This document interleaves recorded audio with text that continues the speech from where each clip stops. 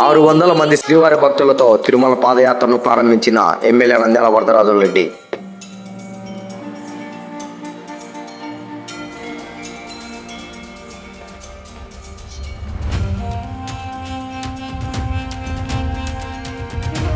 Proddatur TTD కళ్యాణ మండపం నందు ఎమ్మెల్యే నంద్యాల వరదరాజులరెడ్డి మరియు తెదేపా రాష్ట్ర కార్యదర్శి నంద్యాల కొండారెడ్డి వీరి ఆశీస్సులతో శివాలయం చైర్మన్ మంగళ నారాయణ రెడ్డి ఆధ్వర్యంలో 5వసారి పొద్దుటూరు నుండి తిరుమలకు పాదయాత్రను జెండా ఊపి ప్రారంభించిన ఎమ్మెల్యే నంద్యాల వరదరాజులరెడ్డి మరియు తెదేపా రాష్ట్ర కార్యదర్శి నంద్యాల కొండారెడ్డి, మాజీ ఎంపీపీ నంద్యాల రాఘవరెడ్డి. ఈ కార్యక్రమంలో పలువురు టీడీపీ నాయకులు, కార్యకర్తలు, శ్రీవారి భక్తులు పాల్గొన్నారు.